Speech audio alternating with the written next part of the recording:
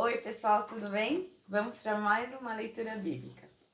Senhor Jesus, abençoa a nossa leitura e envia seu Espírito Santo para que a gente possa entender, compreender e aplicar os seus ensinamentos nas nossas vidas, nos nossos pensamentos, que o seu amor venha nos conduzir e que a gente receba todas as instruções enviadas através da sua palavra.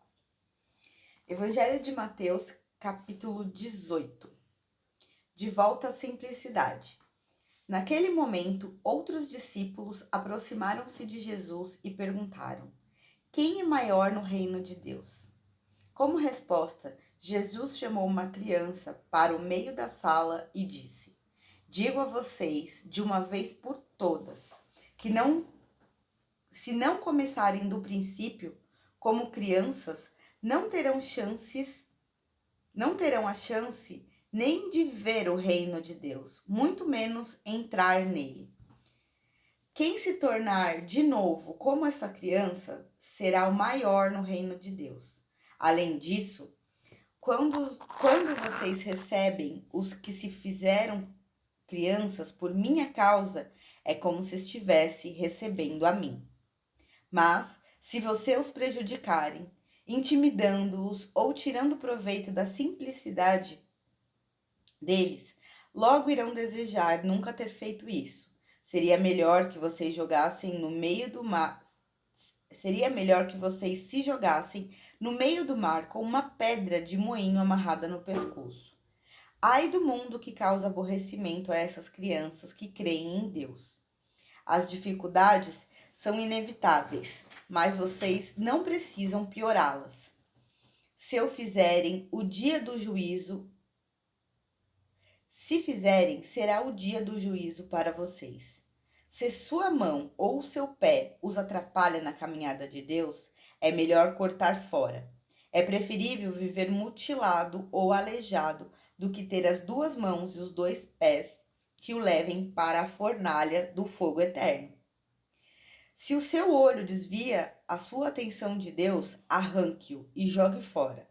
É preferível viver apenas com um olho do que ter uma visão perfeita no fogo do inferno. Tomem cuidado para não tratar com arrogância um único desses que são como crianças. Vocês devem saber que os anjos deles estão em contato permanentemente com meu Pai no céu, consertando a situação. Prestem atenção.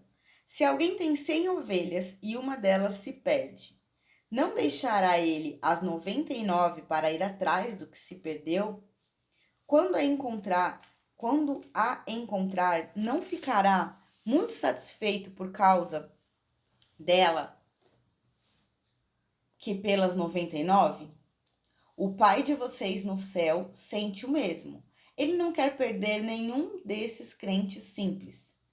Se um dos que se dizem ser seu irmão na fé prejudicar você, converse com ele. Consertem a situação entre vocês.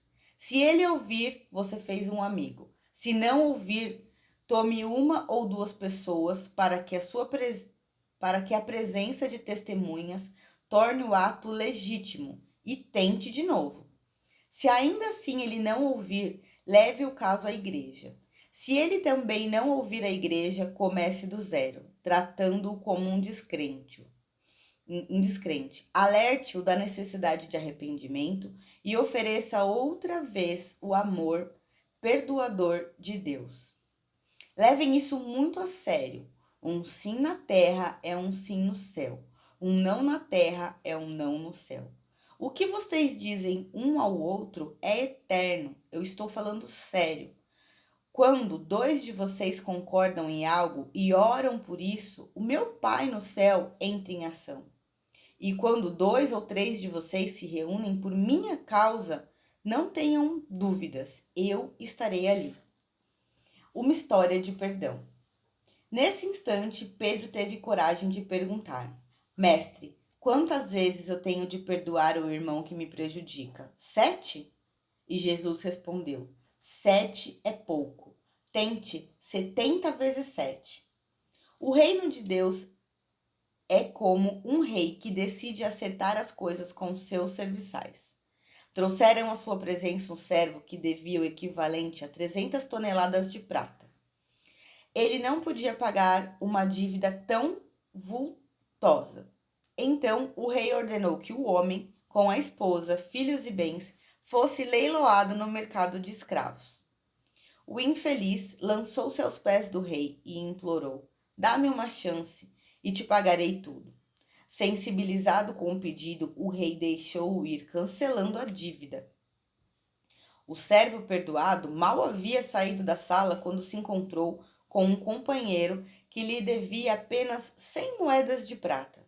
Furioso, agarrou-o pelo pescoço e ordenou: pague-me agora. O pobre homem lançou-se aos pés dele e implorou: dê-me uma chance e o pagarei tudo. Mas o outro continuou irredutível. Mandou-o para a cadeia com ordem que só fosse solto depois de pagar a dívida. Alguns servos que presenciaram a cena ficaram revoltados e relataram o fato ao rei. O rei mandou chamar o servo de volta e disse: você é mau caráter. Perdoei sua dívida quando você implorou por misericórdia. Não deveria você também ser misericordioso e dar súplicas das súplicas do seu companheiro? O rei estava furioso e mandou que aquele servo ficasse na prisão até pagar a dívida. Meu Pai no céu fará exatamente a mesma coisa com aquele que não perdoar incondicionalmente qualquer um que peça misericórdia. Amém! De novo, né, gente? É muito bonita essas palavras de Jesus, né? É muito conteúdo em poucas linhas, né? Quando eu tô lendo aqui, às vezes eu acho que eu gaguejo, às vezes na leitura, até porque minha cabeça tá tão rápida pensando em tudo, tentando absorver tudo isso. Mas vamos lá. Começa aqui em De Volta à Simplicidade, né? Essa também é uma passagem muito especial que ele fala. Eu até escrevi ela numa Bíblia que eu dei para minha mãe. E eu acho ela muito importante, assim, porque ela começa falando, né? Eu escrevi essa parte de quem vai entrar no reino dos céus é quem se tornar simples de novo como esta criança, será o maior no reino de Deus. A questão aqui começa com o Pedro perguntando: quem é o maior no reino de Deus? Muitas vezes a gente está tão preocupado em saber quem é o maior que a gente não se atenta ao que ele está ensinando, né? A gente tem que buscar essa simplicidade das crianças, né? Ao falar com Deus, ao buscar a Deus, ao buscar o reino dos céus, esse coração puro, né? Que é isento da maldade, da cobiça, né? Muitas vezes. O mundo tá meio doido, né? As crianças também às vezes me assustam um pouco, mas elas são crianças e elas são puras, né? Elas têm esse contato direto com Deus, né? Ele fala aqui em um momento que o anjo delas elas têm contato direto com os céus, né? E aí ele dá essa instrução clara da gente ter um coração como de uma criança, né? Se a gente for analisar isso, a criança ela tem uma postura de aprendiz, né? É um ser em formação. Então, constantemente ela está aprendendo, constantemente ela necessita aprender algo para evoluir, para avançar. E muitas vezes quando a gente cresce, a gente esquece dessa postura de aprendiz. A gente já acha que a gente sabe tudo, a gente acha que a gente tá bom do jeito que tá, que a gente não precisa buscar esses aprendizados, né? Então, uma das interpretações possíveis, não sei se é exatamente isso que queria dizer, mas é esse olhar da pureza da criança e desse olhar de aprendiz, né? De absorver as coisas, olhar com esse encanto para as coisas do reino de Deus. E aí Jesus fala aqui muito claro de que muitas vezes ele fala assim: se vocês prejudicarem, intimidando ou tirando proveito da simplicidade deles, logo desejarão nunca ter feito isso. Então, quando a gente encontra uma pessoa simples de coração, a gente tem que observar e tratar essa pessoa com admiração, porque ela é aquilo que Jesus pediu, né? Nesse sentido busca de Deus, da simplicidade, de fazer o bem. Porque muitas vezes essas pessoas estão fazendo bem e as outras acabam tirando proveito delas, né? E Jesus diz que a pessoa vai preferir morrer do que continuar vivendo se ela fizer isso, né? Isso nos lembra que a gente é responsável pelos nossos atos. A gente tem uma conta a pagar. Então, a gente tem que ficar atento a isso, ao que a gente está fazendo, o que a gente está fazendo para com o próximo, o que a gente está fazendo para quem tem essa simplicidade de coração, né? E buscar ser essa pessoa. E aqui tem uma outra parte muito legal também, que é consertando a situação, né? Aí tem essa passagem também é bem famosa, né? Sobre a ovelha, que ele pergunta: se um pastor tem 100 ovelhas e perde uma, ele não vai lá atrás daquela? Naquela época, né? Era comum ter pastores e a perda de uma ovelha era algo muito grande, né? Hoje em dia a gente não tem ovelha, então como é que a gente quantifica isso, né? A gente poderia falar de várias coisas para equivaler a isso, né? Ovelha é um bem. Vamos supor, se você tem 100 mil reais, se você perde um, não, acho que essa comparação não é uma boa comparação porque é dinheiro, né? Mas que a gente entenda que cada pessoa, ele tá falando aqui ovelha no sentido de ser humano, sabe? O nosso pai, que é Deus, ele se importa com cada um. Não importa quantos filhos ele tem, ele vai se importar sempre com cada um, né? Então, a gente tem que... Olha como a gente é importante para Deus, né? A gente não é algo que se perde e tá tudo bem. Não. Ele vai largar, ele é capaz de abrir mão das 99 e deixar elas lá quietinhas para ir buscar essa uma ovelha perdida, né? E aí, novamente, se esse é o exemplo que Deus está dando, é esse o exemplo que a gente tem que fazer, a gente tem que seguir, né? Em uma família, quantas pessoas tem na sua família? Quantas pessoas você convive sempre que são importantes para você, que Deus escolheu para estar ali na sua família? A gente tem que fazer questão um dos outros de estar perto, né? Esse é um exemplo, por exemplo, né? De uma forma da gente seguir. É a gente buscar estar perto da nossa família, é a gente cuidar um a um. Imagina que legal seria se todas as famílias tivessem esse cuidado. O cuidado que esse pastor que Jesus citou teve, né? De fazer questão de um por um, né? E aqui na continuação, ele fala assim, se a gente se desentende com alguém, olha só a quantidade de coisas que ele trata, que ele coloca pra gente fazer para consertar a situação. Então você vai lá e conversa com a pessoa. Se não conseguir conversar, ele fala para ter testemunha, né? Então eu acho que como se pode talvez ter uma interpretação de tipo, ter alguém para ajudar você a resolver isso. Se você não conseguir, você leva para, olha o tanto de instâncias que ele vai levando pra gente conseguir resolver o problema, consertar a situação com o próximo. E isso requer muito da gente, né? Requer a gente abrir mão do nosso ego, da nossa certeza, da nossa vontade de querer estar certo, né? Eu venho tentando aplicar isso na minha vida e eu te falo que é uma coisa desafiadora, porque muitas vezes é muito mais fácil deixar como tá e falar, não, tá tudo bem.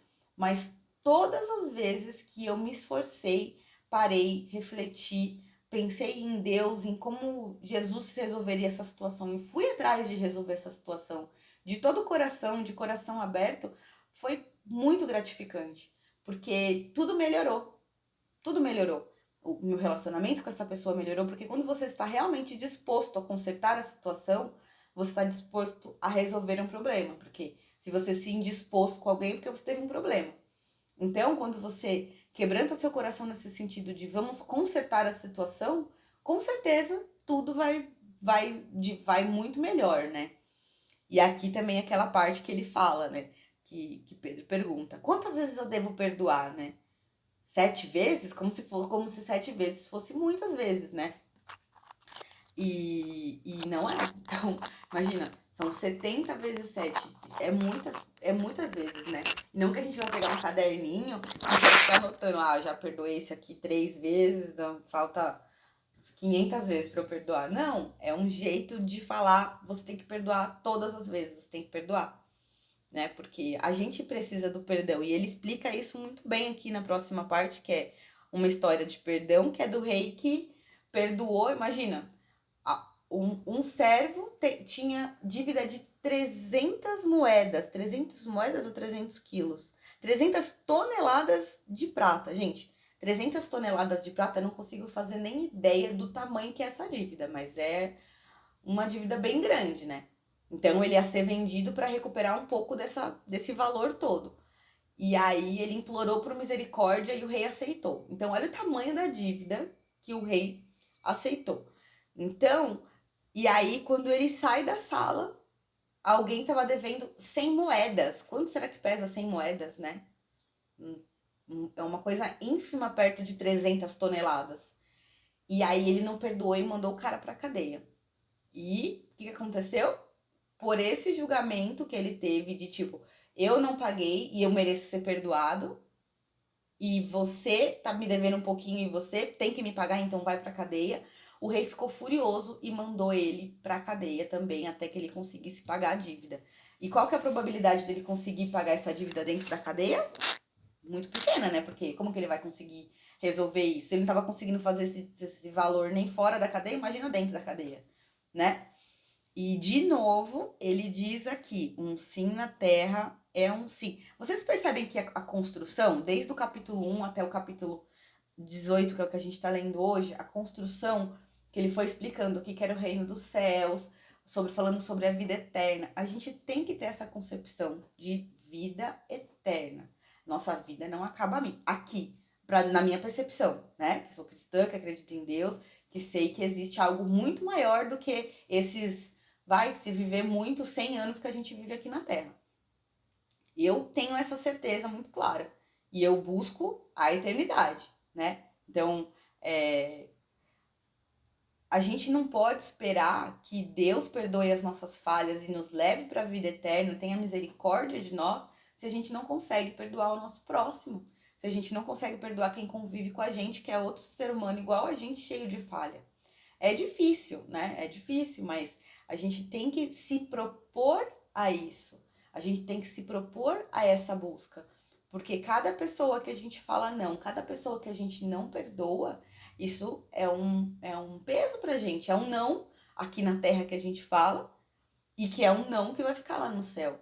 Eu sei que tem pessoas com vidas difíceis, com momentos, com histórias traumatizantes, assim, e que são pesadas, né? A vida no geral, ela em alguma parte da Bíblia está escrito que na vida tereis aflições. E mesmo assim ele diz que a gente tem que perdoar. Que um perdão é um sim na terra, é um sim no céu, e um não na terra é um não no céu. Então, a gente tem que ter essa concepção na nossa cabeça, né? De que por mais difícil que seja, a gente tem que buscar perdoar, a gente tem que 70 vezes 7, sabe? Uma vez eu fui num consultório de psicanálise e tinha uma plaquinha, assim, não tinha escrito mais nada, só tava 70 vezes 7. Aí eu falei, nossa, é uma boa plaquinha, né? Pra gente sempre lembrar. Porque no dia a dia, a vida, as pessoas demandam dessa postura de perdão incondicional, né? E de você de se desenvolver, né, junto com o próximo. É difícil porque muitas coisas, às vezes, vou perdoar e a pessoa vai errar de novo, vai errar de novo, vai errar de novo. Mas você não é Cristo, você não é Deus para julgar. Você pode buscar formas de ajudar essa pessoa a não cometer esse mesmo erro. Mas o julgamento não cabe a você, não cabe a mim, não cabe a nós, né? E é isso, pessoal. A minha sensação é que conforme vai chegando mais perto do fim, as palavras vão ficando mais duras, né? Vão ficando mais incisivas. Ela é como se fosse construindo o nosso ser para que a gente pudesse tomar decisões cada vez mais difíceis e mais assertivas. Eu acho que é isso que talvez Cristo espera da gente. Então, que a gente tenha uma vida que a gente consiga perdoar, que a gente consiga amar e que a gente consiga seguir a Cristo. Um abraço e até o próximo vídeo. Tchau, tchau!